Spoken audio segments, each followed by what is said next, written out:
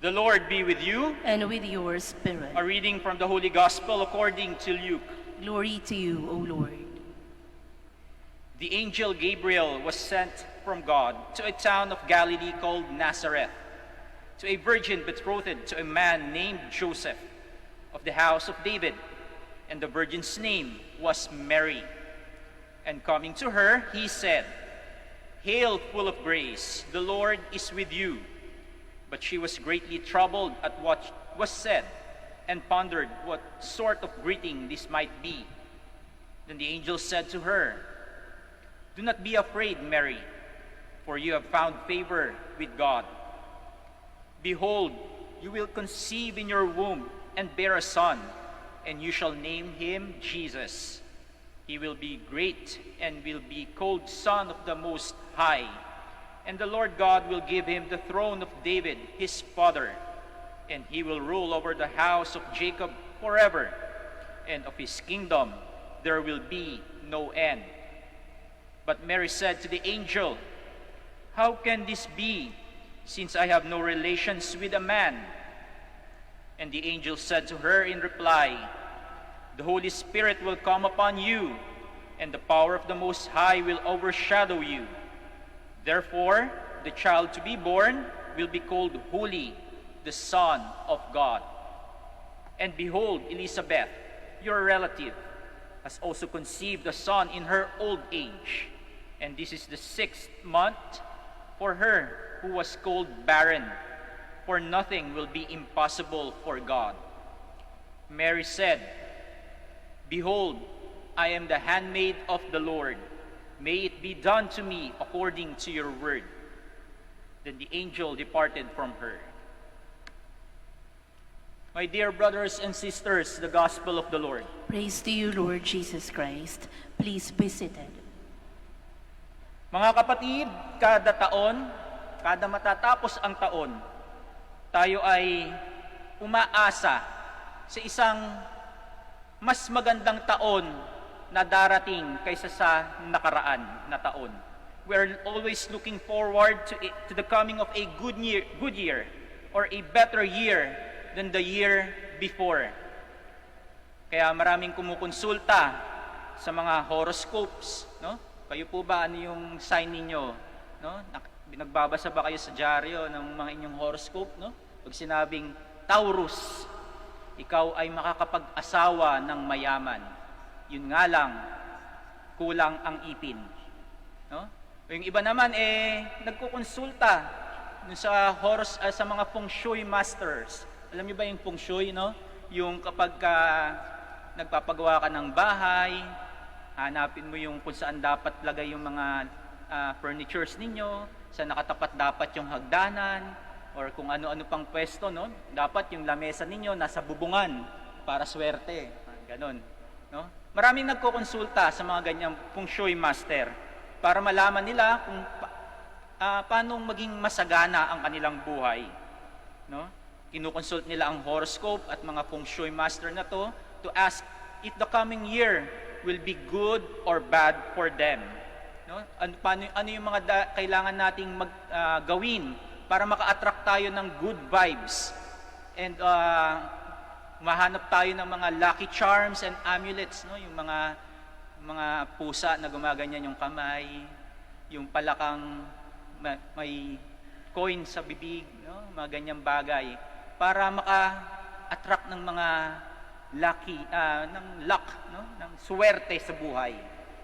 At nung nakaraang taon, bago matapos ang ating taon ng 2019, may isang feng shui master na nagbalita sa buong Pilipinas nang sabi niya na ang darating na 2020, na taong 2020 ay magiging masagana, will be prosperous, it will be a very lucky year. No? Ang 2020 daw ay isang magandang taon para sa atin. And tinanggap natin na ito na bilang isang good news, magandang balita. Siyempre gusto na nating marinig na ang darating na taon ay magiging maganda para sa atin. Good news. Pero ano ang nangyari noong 2020, itong taon na ito? Natupad ba yung sinabi, no, yung predict nitong feng shui master na ito? Parang hindi yata. Napakahirap ng taong 2020 para sa atin. Pag simula pa lamang ng taong 2020, ano yun na yung unang dumating sa ating bansa? Ang pagsabog ng bulkang Taal. Maraming nawalan ng pagkakabuhayan, marami ang nawalan ng tahanan, at talaga namang maraming kababayan natin ang naghirap sa pagsabog nitong bulkang Taal na ito. Ano naman yung sumunod? Pagdating ng Marso, dito na pumasok sa ating bansa yung kinakatakutan nating lahat, ang coronavirus, ang COVID-19. Kaya nung Marso, inilagay ang buong bansa sa ECQ, Enhanced Community Quarantine. Tayo ay nasa lockdown. At hanggang sa ngayon, patuloy nating nararanasan ang hirap na dulot nitong pandemya na ito. No, marami na ang nawalan ng trabaho, marami na ang naghirap, nawalan ng negosyo, yung mga estudyante, no? Alam ko, miss na nila ang kanilang mga classmates. May napanood pa nga akong video dun sa Facebook umiiyak yung bata kasi miss niya na yung kanyang mga classmates, no? Kasi hindi makapasok ang ating mga estudyante sa paaralan. Virtual lamang, online classes. No? Mahirap para sa kanila at mahirap din para sa mga magulang. Dahil ang mga magulang ngayon, ang tumatayong mga teachers na rin ng ating mga estudyante. Hindi na nga ang mga estudyante ang binibigyan ng award ang mga nanay na. 'Di ba? Kasi sila na yung gumagawa ng modules ng kanilang mga anak. No? Ang hirap at hanggang ngayon patuloy ang pagdami ng nagkakaroon ng sakit at tinataya na pagkatapos ng taong 2020 ay higit na sa kalahating milyong Pilipino raw ang magkakaroon ng sakit na ito. Mahirap. Hanggang ngayon, dinadanas natin. At malapit na nga sanang matapos ang taon. No? Nobyembre at Disyembre. Ano naman ang dumating sa atin? Konting kembot na nga lang tapos na yung 2020. Dumating naman yung sunod-sunod na mga bagyo. Sunod-sunod. At talaga namang hinagupit ang lahat ng dinaanan ng mga bagyong ito. Marami ang nawalan ng tahanan, lumubog sa baha, mga palayan na nasira, at hanggang ngayon ay yung kanilang mga tahanan ay sira pa rin. Iniisip natin, iisipin nila paano na ang Pasko na ito. Ngayong sira ang aming tahanan, na wala kaming pinagkakakitaan. Tuloy pa ba ang Pasko para sa amin? No? Kaya yung predict nung feng shui master na yon bago matapos yung 2019 ay pawang mga kabaliktaran ang nangyari. At ilbis na good news ang dumating sa atin, ang dumating sa atin ay mga bad news. Ganito ang nangyari sa tagpo sa ating ebanghelyo sa linggong ito. Today's gospel is the annunciation of the birth of our Savior Jesus Christ. Ito ang pagbabalita ng Anghel Gabriel kay Maria na siya ay magdadalang tao sa pamamagitan ng Espiritu Santo.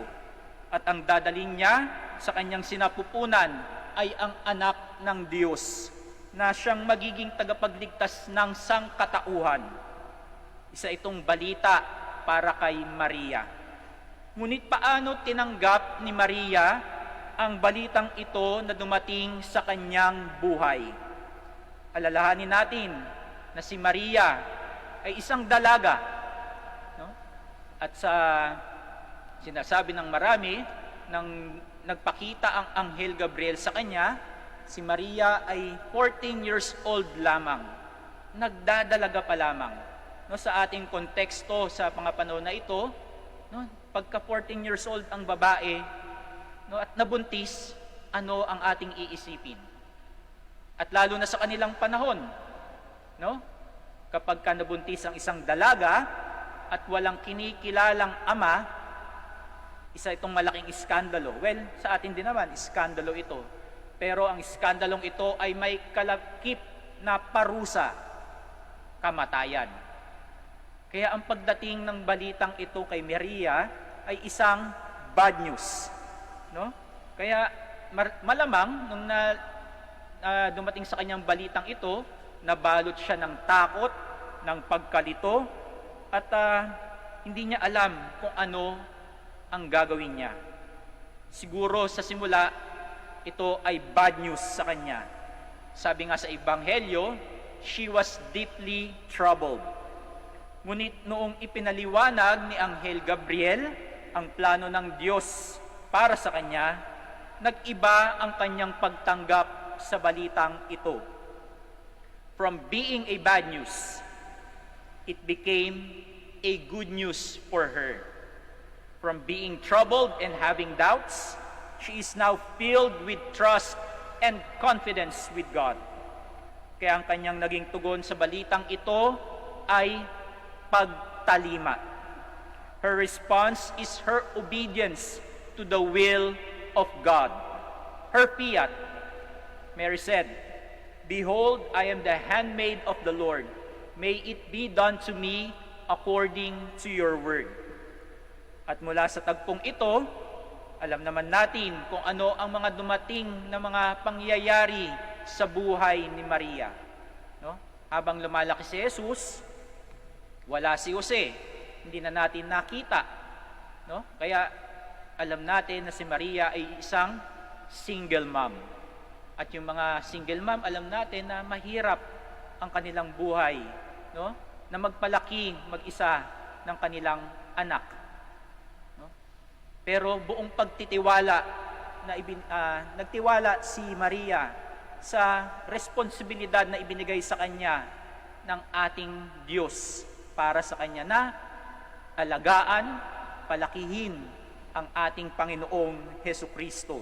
Hindi niya tinalikuran ang kanyang responsibilidad na ibinigay sa kanya ng Diyos. Hindi siya napanghinaan ng loob, kundi ibinigay niya ang kanyang sariling loob sa kalooban ng Diyos. Mga kapatid, sa ating buhay, may mga dumarating na balita na talaga namang ikinagugulat natin. Mga balitang hindi natin inaasahan. Mga balitang magpapabago sa ating buhay. Mga balitang magdudulot sa atin ng takot at pangamba. Mga balitang susubok sa ating katatagan. Mga balitang susubok sa katatagan ng ating pananampalataya sa Diyos. Sa unang tingin, talaga namang parang bad news ang mga balitang ito kasi nagdudulot ito sa atin ng takot, pangamba at kalungkutan. Pag nabalitaan mong ang isa mong mahal sa buhay ay may malalang karamdaman, ano ang iyong magiging reaksyon? Natural, ikaw ay malulungkot. Kasi hindi mo na alam kung gaano kahaba pa ang inyong pagsasamahan. Kapag ikaw ay nabalitaan mo na ikaw ay mawawalan ng trabaho, ano kaya ang mararamdaman mo? Diba? Matatakot ka. Iisipin mo yung mga taong nakadepende sa iyo. Paano na sila? Kapag nabalitaan mo na yung taong mahal mo ay may mahal ng iba, ano kaya ang magiging reaksyon mo? Di ba masasaktan ka? Kasi ibinigay mo ang lahat sa taong ito. Pero yung pagmamahal niya ay hindi naman para sa iyo. No, we will be greatly troubled because of these news. Sa panahong dumarating ang mga balitang ganito sa ating buhay, naway maging ehemplo natin ang ating mahal na inang si Maria na nakita ang mga bagay-bagay sa mas malawak na perspektibo. She saw everything in a wider perspective. Kailangang mangyari ang mga bagay na ito na dapat niyang danasin para sa kapakanan ng sangkatauhan. Kaya buong loob niyang tinanggap ang mga ito. Hindi ito pagsuko sa tadhana, kundi isa itong aktibong pagsunod kung saan siya ay naging mabuting ina ng ating tagapagligtas. At buong pagtitiwala na ibinigay ang kanyang kalooban sa Diyos. Maging tulad nawa tayo ni Maria. May mga bagay na hindi natin maiiwasan. May mga bagay na hindi natin kontrolado. Pero paano natin nakikita ang mga ito, no? Pag dumating ang mga bagay na ito sa ating buhay. Sa harap ng mga ito, nakikita natin ang kahulugan ng mga bagay na nangyayari sa atin dahil may gustong ipakita sa atin ang Diyos. Sa mga masasamang balitang ating natatanggap, nakikita natin ang mga magagandang maaring mangyari sa atin. Maari tayong maging matatag na tao dahil sa mga ito. Maari tayong maging mabuting tao dahil sa mga ito. At mangyayari lamang ito kung patuloy tayong magtitiwala sa Diyos at ibibigay ang ating kalooban sa kalooban ng ating may likha. Malamang, mga kapatid, marami sa atin dito ay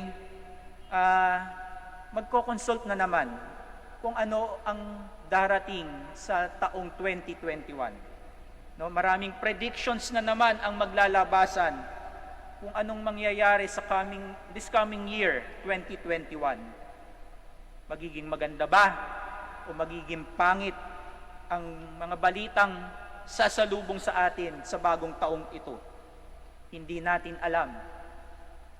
But my brothers and sisters, bad news can become good news kung ang ating magiging mantra, kung ang ating laging sasabihin ay, Lord, Thy will be done.